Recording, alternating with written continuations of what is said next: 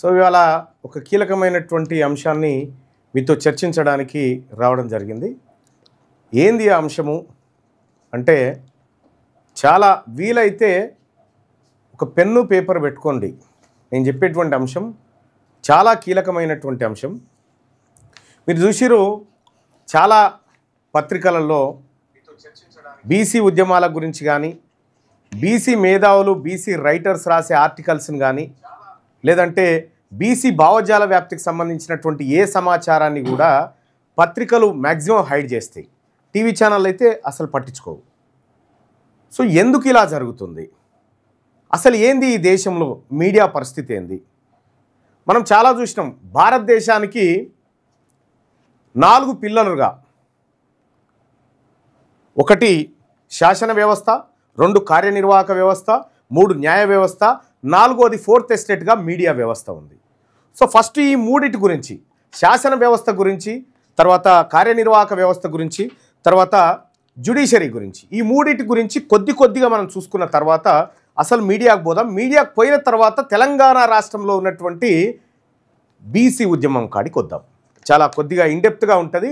దయచేసి ఇది వీలైతే బీసీ మిత్రులు, లైవ్ చూసేటువంటి ఆత్మీయులు అందరూ కూడా వీలైతే నోట్ చేసుకోండి. సో తెలంగాణ రాజ్యాధికార పార్టీ ఈ అంశాన్ని మీ ముందుకు తీసుకొస్తా ఉంది మొదటిసారిగా.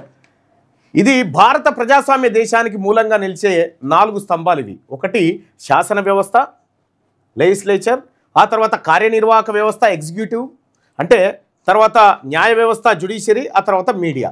సో ఇక్కడ ఇది నెంబర్ 1 పిల్లర్ భారతదేశానికి. ఒకటి ఏంటంటే శాసన వ్యవస్థ, చట్టాలను రూపొందించేటువంటి వ్యవస్థ, చట్టాలను తయారు చేసేటువంటి వ్యవస్థ.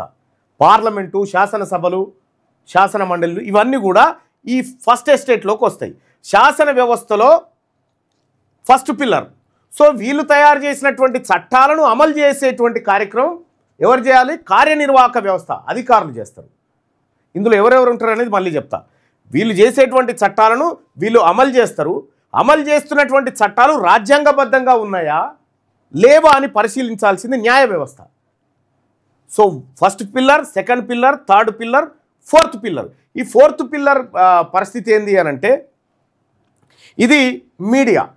ఈ 3 వ్యవస్థలు సరిగా పనిచేస్తున్నాయా లేదా అబ్జర్వ్ చేసి ప్రజలకు నివేదిక సమర్పించి ప్రజలకు ప్రభుత్వానికి వారధిగా నిలిచేటువంటి ఒక అత్యున్నతమైనటువంటి కీలక వ్యవస్థ మీడియా.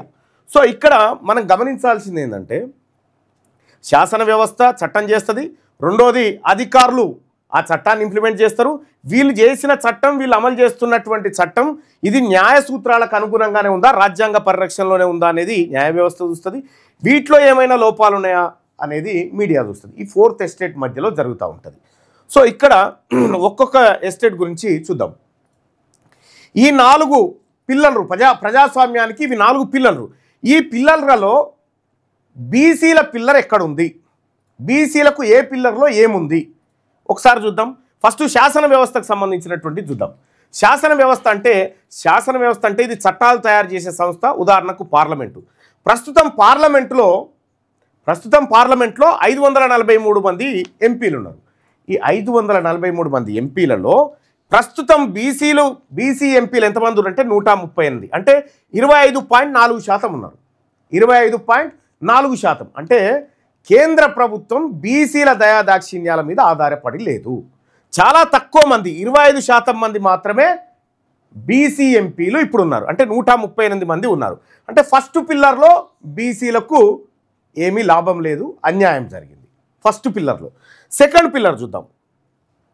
సెకండ్ పిల్లర్ కార్యనిర్వాహక వ్యవస్థ, ఇది ఎగ్జిక్యూటివ్, ఇది చట్టాలను అమలు చేసే వ్యవస్థ. ఈ వ్యవస్థ కింద ప్రభుత్వ ఉద్యోగులు వీళ్ళందరూ వస్తారు ఈ చట్టాలు అమలు చేసే కాడ.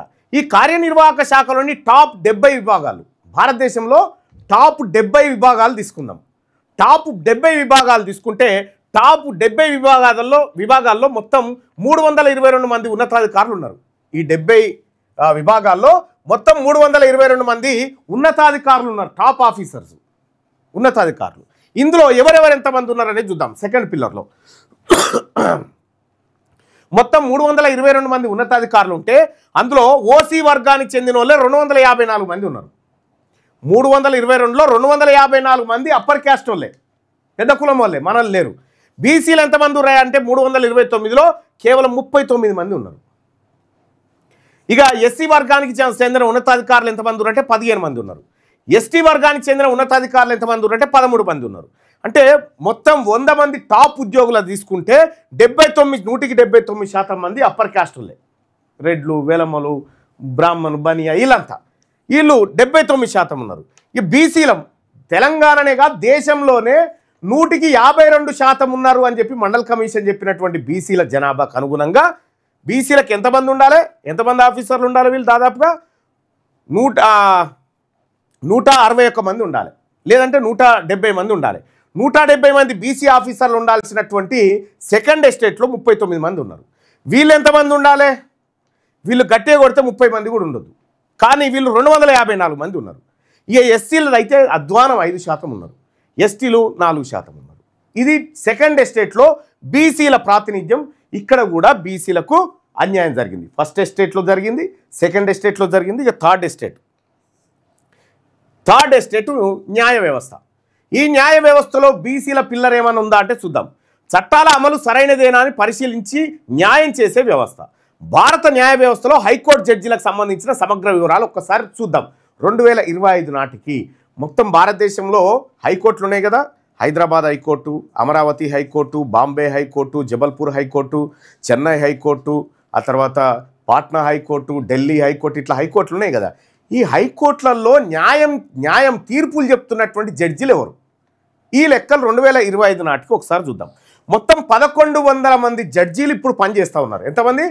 1100 మంది జడ్జీలు పనిచేస్తూ ఉన్నారు. యాక్చువల్గా మొత్తం సంఖ్య ఎంత ఉండాలి? 1114 ఉండాలి, కానీ 1100 మంది జడ్జీలు ఇప్పుడు పనిచేస్తూ ఉన్నారు. 14 ఖాళీలు ఉన్నాయి. ఇక్కడ ఈ 1100 మంది జడ్జీలలో 780 మంది జడ్జీలు అప్పర్ క్యాస్ట్ వాళ్ళే. 780 మంది జడ్జీలు అప్పర్ క్యాస్ట్ వాళ్ళే, అగ్రకులం వాళ్ళే. 780 మంది జడ్జీలు. వీళ్ళు ఎంత ఉండాలి? లెక్కకి ఎంత ఉండాలంటే ఒక 150 మంది ఉండాలి. 150 మంది ఉండాల్సినటువంటి జడ్జీలు, ఓసీ వర్గానికి చెందిన జడ్జీలు 880 మంది ఉన్నారు. ఇక్కడ బీసీ వర్గానికి న్యాయమూర్తులు, బీసీ వర్గం న్యాయమూర్తులు ఎంతమంది ఉన్నారంటే 1100లో 111 మంది బీసీ జడ్జీలు ఉన్నారు. బీసీ జడ్జిలు 111 మంది ఉన్నారు. ఓసీ జడ్జిలు 880 మంది ఉన్నారు. అంటే థర్డ్ పిల్లర్లో కూడా నీ పాత్ర లేదు. థర్డ్ పిల్లర్లో కూడా బీసీలకు జరిగింది అన్యాయమే. ఇక ఫోర్త్ పిల్లర్, ఈ మూడిట్లలో జరిగినటువంటి అన్యాయాన్ని బయటపెట్టి ప్రపంచానికి సాటాల్సినటువంటి ఫోర్త్ పిల్లర్ అత్యంత కీలకమైంది. ఇటు శాసన వ్యవస్థలో జరిగిన లోపం, అన్యాయము, ఇటు ఎగ్జిక్యూటివ్లో జరిగినటువంటి అన్యాయం, ఇటు న్యాయ వ్యవస్థలో జరిగిన ఈ 3 అన్యాయాలను ప్రజలకు చూపించాల్సినటువంటి ఫోర్త్ మీడియాలో ఏం జరిగింది బీసీలకు అనేది ఒక్కసారి చూద్దాం. ఇక్కడ మీడియా అంటే మీ అందరికీ తెలుసు. కొన్ని వాటర్ తెచ్చిపెట్టాను. మీడియా అంటే మీ అందరికీ తెలుసు. Just open. మీడియా అంటే మీ అందరికీ తెలుసు. పత్రికలు, మీడియా కొందాగి పత్రికలు, మీడియా, వార్తా ఛానళ్ళు, ఆ తర్వాత వెబ్సైట్లు ఇప్పుడు వచ్చినాయి అనుకోండి. ఆ తర్వాత వారపత్రికలు, దినపత్రికలు, ఇవన్నీ కూడా వస్తాయి. మనం ఒకసారి నేషనల్ మీడియాను చూద్దాం.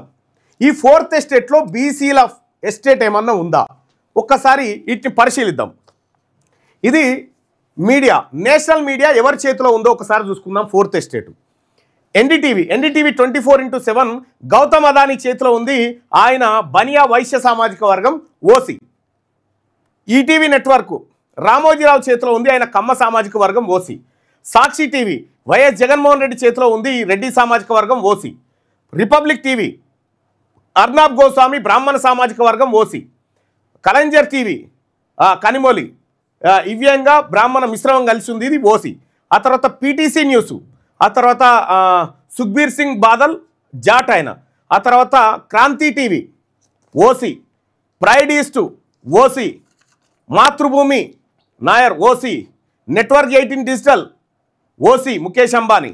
The Quint OC. NDTV digital OC. India Today digital OC. Zee digital Baniya OC. Jio star Vaishya Mukesh Ambani OC. Sun digital Iyengar బ్రాహ్మణ మిశ్రమం వీళ్ళిద్దరు కలిసి ఉన్నారు, ఇందులో బీసీలు వాళ్ళు కలిసి ఉన్నారు, ఓసీ. ఇక times internet OC, ABP digital OC, catch news పత్రిక ఇది ఓసీల చేతిలో ఉంది. అంటే నేషనల్ మీడియాలో ఓసీల మీడియాలు చూడండి. ఇక ఇంకా కొన్ని నేషనల్ మీడియాలో ఓసీ వర్గాల వాటా ఎట్లా ఉందంటే 100% మీడియా వాళ్ళదే, బీసీ వర్గాల వాటా శూన్యం. ఇక్కడ దైనిక్ భాస్కర్ గ్రూప్ వచ్చేసి రమేష్ చంద్ర అగర్వాల్ ఆయన ఓసీ, లోక్మాత్ మీడియా గ్రూప్ వచ్చేసి అది OC, express group Indian express group వచ్చేసి ఓసీ, జాగరణ్ ప్రకాశం వచ్చేసి Bania OC, times group Marwari OC, Kasturi and sons the Hindu పత్రిక బ్రాహ్మణ, the Siasat daily Zahid Ali Khan Pathan OC, Rajasthan Patrika అది ఓసీ, ఆ తర్వాత మాతృభూమి పత్రిక OC, Amar Ujala OC, Malayalam Manorama Nair OC, Sakal media group బ్రాహ్మణ ఓసీ, ఆ తర్వాత India today group Khatri OC, ABP group వచ్చేసి Kayastha OC, Hindustan times group వచ్చేసి బనియా ఓసీ, తర్వాత దినమలార్ ఇది వచ్చేసి బ్రాహ్మణ, ఆ తర్వాత దినతంతి గ్రూపు ఇది చెట్టియార్ వైశ్య ఓసీ, ఆ తర్వాత network 18 Reliance Mukesh Ambani OC, Sun TV network Iyengar బ్రాహ్మణ మిశ్రమం ఉంటుంది ఇది ఓసీ, జీ మీడియా వచ్చేసి వైశ్య ఓసీ. ఇవి నేషనల్లో ఉన్నటువంటి పత్రికలు, నేషనల్లో ఉన్నటువంటి టీవీ ఛానళ్ళు. ఇవి కంప్లీట్గా 100% ఓన్లీ అప్పర్ క్యాస్ట్ చేతిలో ఉన్నాయి. 100%. ఒకటి అరా పార్ట్నర్స్ ఉంటే బీసీలు ఉండొచ్చు, కానీ వాళ్ళ ప్రభావం పెద్దగా ఉండదు. ఇవి నేషనల్ మీడియా. ఈ నేషనల్ మీడియా గిట్లుంది కదా, అంటే 4th ఎస్టేట్లో నేషనల్ మీడియాలో బీసీల ప్రాతినిధ్యం 0. ఓకే.